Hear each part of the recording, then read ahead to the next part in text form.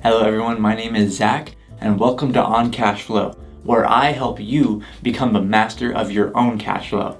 Now let's get started.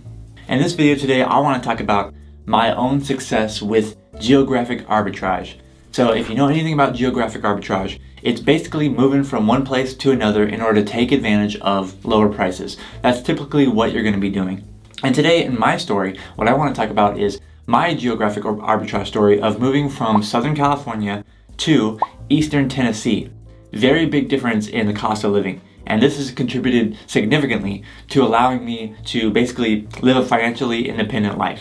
Looking at it from the numbers online, this is what I've got. So from the area that I moved to in Southern California, the cost of living index there is apparently 125.6. So 25.6% higher than the average, national average. And the place in Eastern Tennessee that I moved to had a cost of living of around 81.1. So if you do a little percentage calculation on that, that would indicate a 55% difference in costs. So apparently it was 55% more expensive to live where I did before than where I moved to. Personally, I think it's much bigger of a difference if you actually take into account housing and taxes, but I'm going to give them the benefit of the doubt. So I moved somewhere apparently where I've decreased my cost of living by 55%. And as I mentioned before, geographic arbitrage is just that, taking advantage of a lower cost of living area. And if you're on the path to financial independence, then that is definitely something that you could pursue, that you could, have in your little tool belt there, because you, as being financially independent, you have so much flexibility in where you can move and what you can do. And this could be part of your journey. This could be part of your story, because when you cut your costs by 55%, it makes it so much easier. It doesn't just mean that you have to move to a different state. Geographic arbitrage can be moving in pretty much any kind of direction. So you can move to a lower cost of living city. You can move outside of the city to a lower cost of living, county, maybe in a more rural area. You can stay within the same state. You can even move to a different country. So there's many different ways that you can do geographic arbitrage, and none of them are any better or worse than the other. But basically the same concept is the same. Reduce your overall cost of living just by moving somewhere else. One of the easiest ways that I think that you can take advantage of geographic arbitrage is by simply hitting the like button, because it is very cheap. In fact, it is free to do. So if you're enjoying this video so far, please make sure you hit that like button. I really do appreciate that.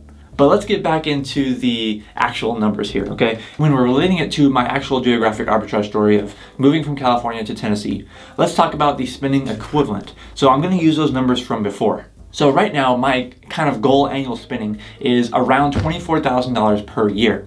And if you want to know more about my goal annual spending, you can go ahead and look at a previous video that I did, basically where I exposed my entire F.I.R.E budget. So if you're interested in that, make sure you check it out. Right now, my goal is to spend about $24,000 per year in where I moved to. And I think it's very possible. Since I have a paid off house, I can live very well on that amount of money. So let's go ahead and equivalent that to what I would need in Southern California.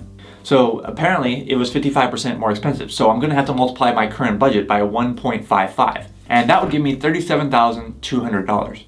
Now we also have to keep into account that I have no housing bill. So I would have to have a paid off house there as well, or no housing bill, in order to live an equivalent lifestyle. So I would need $37,200 per year. So that's not so bad. That's around $40,000 per year, which we all know by using the 4% rule is around $1 million in assets. But also that means I would need a paid off house. And as you may know as well, the housing prices in Southern California, in California in general, are most likely the biggest barrier to someone achieving financial independence there. The median annual prices are somewhere around in the $600,000. So I would have to have $600,000 in addition to the $1 million in order to become financially independent there. So approximately I would need about $1.6 million in order to become financially independent where I was before.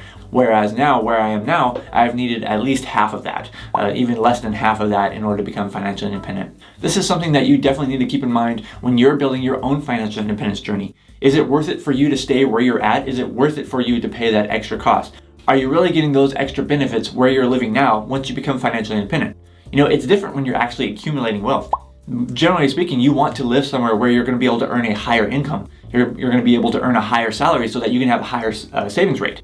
But once that ends, once you plan on, exiting full-time work and maybe pursuing your own thing, maybe pursuing, a part-time job or pursuing entrepreneurship or whatever you want to do, that might not be as important to you anymore. So it might be worth it for you to pursue geographic arbitrage. Just for fun, let me give you some concrete numbers here, just some miscellaneous expenses. So we know what the online data says, but let me give you some hard and concrete, just some miscellaneous expenses that I have experienced coming from a higher cost of living area to a lower cost of living area. So the first example I want to give you is car registration. So every single year I have to pay for car registration in both of the areas that I did live before. So in Southern California, the last car registration I paid was $205 per year. And that's considered pretty low because I had a used vehicle with a high amount of miles on it. And now when I moved to Eastern Tennessee, my new car registration price is $32 per year. So such a significant drop, right? Much more than 55%. And that is just, one small miscellaneous expense. Here's another one for you. So electricity.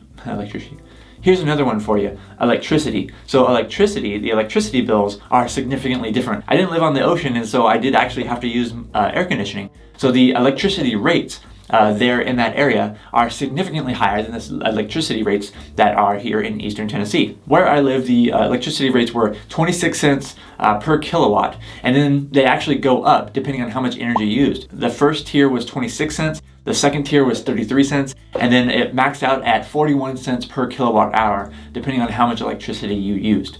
Here in Eastern Tennessee, the electricity rates here average about 0.09 cents per kilowatt. So 9 cents per kilowatt, and it doesn't matter how many you use, it's all gonna be 9 cents for actual energy usage, versus the lowest tier, which was at 26 cents over in Southern California where I lived. So literally 3 times more expensive for the equivalent amount of electricity. And I can go on and on with many different kinds of expenses because, me on the path to financial independence, I was obsessed with tracking all my expenses and tracking all my costs. So believe me, I do have the data on that. But what's more interesting to me is actually knowing about your financial independence journey. Are you planning on using geographic arbitrage when you're trying to achieve financial independence? If so, what's your general story? What's your general plan? What are you trying to do? Please let me know in the comments below. I really want to hear from you. And if you want to know how I got my F.I.R.E budget all the way down to $24,000 per year, this measly about $2,000 per month, then make sure you check out another video that I created, my full guide to slashing your expenses to achieve financial independence. If you haven't watched that video already, make sure that you watch that video. Thank you so much for watching this video. I'm Zach from OnCashflow.com, and I hope to see you next time.